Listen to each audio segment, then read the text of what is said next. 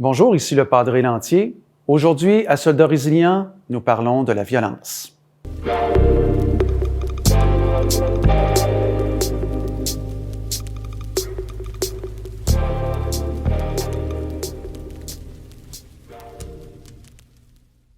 Alors aujourd'hui, on reçoit dans le cadre de Soldats résilients le Padre Nicolas Rivard. Bonjour, Padre. On voulait vous rencontrer aujourd'hui, surtout pour, tu sais, dans l'actualité, on voit beaucoup d'augmentation au niveau des comportements reliés à la violence, autant dans les familles, au niveau conjugal. On en entend de plus en plus parler. Puis j'aimerais vous entendre sur toutes ces émotions-là qu'on peut ressentir, des émotions qui sont fortes et qui peuvent être reliées à la violence en tant que telle. Là. Ouais. Oui, puis c'est d'autant plus d'actualité que, malheureusement, on l'entend souvent de ce temps-ci, que en quelques mois, on a déjà dépassé le nombre de féminicides moyens qu'on a par année. Hein? Je pense qu'on est rendu à 8, là, alors que dans une année, en moyenne, on en a 6 ou 7. Puis on n'est même pas à moitié de l'année. Mm-hmm. Puis là, je parle pas de toutes les conséquences aussi envers les enfants, même intrafamiliaux, tout ce qui se passe dans la famille. Fait que oui, je pensais que c'était important de parler de ces émotions-là. Puis le premier angle d'approche que je prendrais, tout simplement, c'est ce qu'on appelle le concept de symétrie de la violence. Autrement dit, c'est de dire que, en général, tout le monde est capable de perdre patience, tout le monde est capable d'être agressif, tout le monde est capable d'être violent. Et là où il y a une différence majeure, puis que c'est pertinent, les campagnes qui se passent, ce sont les conséquences. Je vais en parler plus en détail tantôt, mais autrement dit, moi je dis, là, pour vulgariser ça, là, quand on arrive au coup, c'est toujours plus grave pour les femmes. Ouais. 95% des meurtres, entre 90 et 95 selon les années, c'est des femmes. Le but, c'est pas d'avoir une fois pour toutes une opinion arrêtée là-dessus. Le but, c'est de se dire comment qu'on peut gérer ces émotions-là. Okay. Puis comment qu'on peut éviter d'arriver à l'action, au pire. Padre Rivard, on parlait vous avez nommé les meurtres, les féminicides. On s'entend que, bon, tu sais, quand on tombe là-dedans, on parle de violence à l'extrême. J'aimerais ça qu'on décortique un peu parce que la violence, il y en a à tous les niveaux. Votre question est intéressante, puis justement, c'est quand on arrive à l'extrême, la plupart du temps, il y a eu une gradation. Vous comprenez, les choses se sont empirées. Puis, je vous dirais que je partirais avec une notion qu'on appelle la violence situationnelle. Ça s'applique dans toute la vie. Autrement dit, c'est un peu plate de dire ça, mais c'est la violence de tous les jours. Mm-hmm. C'est les chicanes. C'est quand on monte le ton. C'est quand on n'est pas d'accord avec l'autre. Puis des fois, ça peut même aller à une impulsivité, une agressivité, puis un désir même de le manifester physiquement, tu sais, lancer des objets, etc. On a tous notre limite. Il y en a qui sont capables de mieux le gérer. Il y en a d'autres qui sont plus impulsifs, tu sais. Par contre, surtout dans les relations intimes, là où ce que ça devient inquiétant, c'est quand ça devient comme la norme. Quand on est toujours en chicane, puis que là, surtout quand il y a un des deux conjointes, qui se met à vouloir contrôler l'autre, qui se met à vouloir dominer. Mais entre humains, on essaye d'aller au-delà de ça. Ouais. Hein? On essaye d'avoir des relations égales, où ce qu'on est capable d'échanger. Puis ce que je voulais en venir, c'est que comment désactiver ça?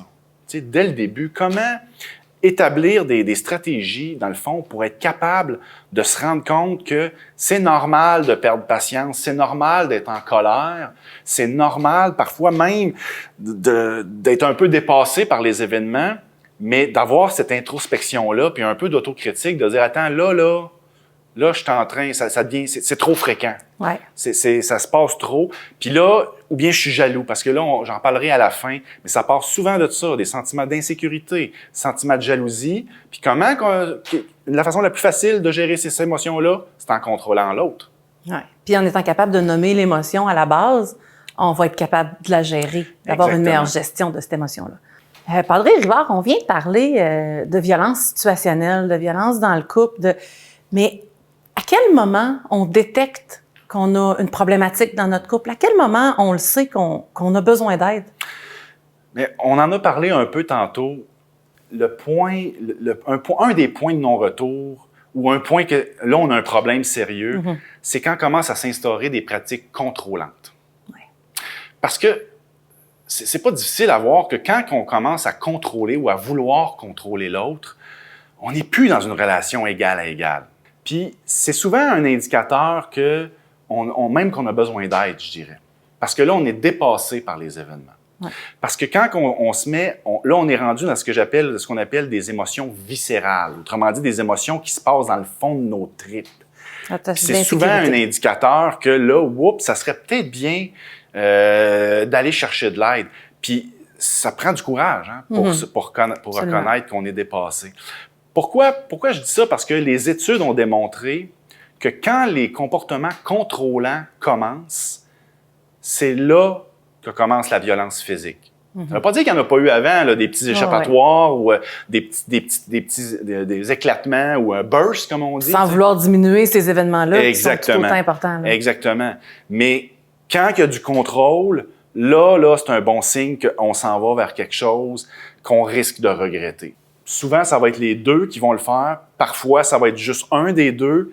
Mais je le réitère quand même à ce stade-ci, quand on est rendu là, les conséquences vont toujours être plus graves pour les femmes, ou du moins 9 fois sur 10. Hein? Par contre, les comportements contrôlants vont être adoptés également des deux côtés. Tout à fait raison. Et le niveau de violence reste le même. Exactement. On a parlé d'exemples, genre, mettons, contrôler quels amis tu vois. Est-ce que tu as le droit d'avoir tes parents? J'aime pas ton frère, j'aime pas ta mère. Donne-moi ton téléphone, donne-moi tes mots de passe, que j'aille voir tes courriels. Oui, moi, je l'ai vu autant chez les hommes que chez les femmes, ce type de comportement-là. Là. C'est ça que je veux dire, c'est que quand que je parle de comportement contrôlant, ça naît des exemples concrets. Puis pour faire un petit... faire du pouce, comme on dirait, là-dessus. Je parlerais de deux hommes que j'aime beaucoup, dans le fond, qui ont travaillé beaucoup sur les relations de couple saines. Hein? On peut-tu en parler juste un petit peu? Ben oui. Guy Corneau puis Jacques Salomé, vous irez voir ça sur YouTube. Ils ont fait plein de capsules. Ils font des thérapies de couple. Puis, dans le fond, ils abordaient beaucoup la question de la communication. Souvent, là, on s'attend que l'autre réponde à nos besoins. Puis il disait que dans une relation mature, il faut être capable d'exprimer nos besoins, mais il faut être capable aussi d'accepter que l'autre dise non. Ouais. Puis c'est ça qui va faire une affinité puis une complicité à la longue. J'irai pas plus loin. Allez voir ça si ça vous intéresse, de dire comment qu'on peut, sans être blessé par l'autre, sans dire il nous aime plus. C'est pas parce qu'il veut pas ça ou qu'elle veut pas ça que l'amour est pas là. Puis c'est pas l'amour dans un couple qui va faire la durée. C'est la qualité de la relation puis la qualité de la communication. Parce qu'on peut s'aimer et se laisser. Ouais. Vous comprenez? Puis à quelque part, on doit être autonome de répondre à nos propres besoins. Exactement. Fait que si je comprends bien, personne n'est à l'abri d'un sentiment d'agressivité ou même d'en venir à la violence. Effectivement. Puis j'aimerais ça vous parler là, d'un concept en psychologie qu'on appelle la violence fondamentale. Puis en psychologie, plusieurs auteurs vont faire la différence entre la violence, qui est comme une énergie, puis l'agressivité, qui est une émotion. Comme une impulsion là, déréglée. C'est de reconnaître que ça fait partie de nous, qu'on est des êtres de passion, qu'on est animé de sentiments, puis que dans ces sentiments-là, parfois, il y a de la colère, de la frustration, de la jalousie, de l'envie, de la mesquinerie. Il y a toutes sortes de choses pas belles dans les comportements, dans les émotions humaines. Puis que le défi avec notre cerveau, c'est, puis avec notre culture, la culture, elle s'est développée comme ça. Ces sentiments-là vont même être exprimés par l'art. Par la musique, dans la musique, dans le cinéma, etc., dans la peinture, etc., dans le sport. Hein? Le sport, souvent, c'est des activités où il va y avoir une certaine forme de violence contrôlée. Tu sais, au football, au hockey, etc. Et qui reste dans un cadre. Qui reste dans un cadre. Fait que c'est de reconnaître que ces impulsions-là font partie de notre vie, puis que ce qui va faire que ça dégénère ou pas, c'est toutes sortes de facteurs. On est-tu fatigué? Ça fait 1 an qu'on est isolé. Hein? C'est pour ça qu'on parle de ça aussi. Il y a des gens qui vont moins bien que d'habitude, si on résumerait ça à ça. Est-ce que il y a des problèmes de santé mentale? Si je reviens aux relations humaines qu'on a les uns avec les autres, le but, on dirait en psychologie, c'est pas de refouler ça. C'est pas de faire comme si c'était pas là. Le but, c'est de reconnaître que c'est là, que ça fait partie de nous, puis de s'en servir pour dire, attends, si je me sens comme ça, c'est que j'ai quelque chose à exprimer. Ouais. Je peux-tu le faire de façon plus civilisée, puis ultimement de façon plus mature? Puis si je suis pas capable, je reviens tantôt à ce qu'on disait, si je tombe dans des comportements contrôlants, allez chercher de l'aide. Ouais. Il y a plein de spécialistes là-dedans qui sont habilités à vous aider, dans le fond, à gérer ces émotions-là, puis aussi à dire, on va trouver des stratégies ensemble, tu sais. Puis on en a plein, des spécialistes, autant même à l'intérieur des forces qu'au civil. Je pourrais en nommer. Il y a votre padré, travailleurs sociaux, les psychologues, un médecin. Hésitez pas à aller chercher des compétences. Moi, l'exemple final que je voudrais donner, c'est que on peut pas être bon dans tout. Les gens se sentent naturellement compétents dans leurs propres émotions. Mais moi, si je veux construire un pont, je vais aller chercher un ingénieur. Et si je veux devenir la meilleure à gérer mes émotions, je vais aller chercher l'expertise de quelqu'un qui est spécialisé là-dedans. Faut pas avoir peur.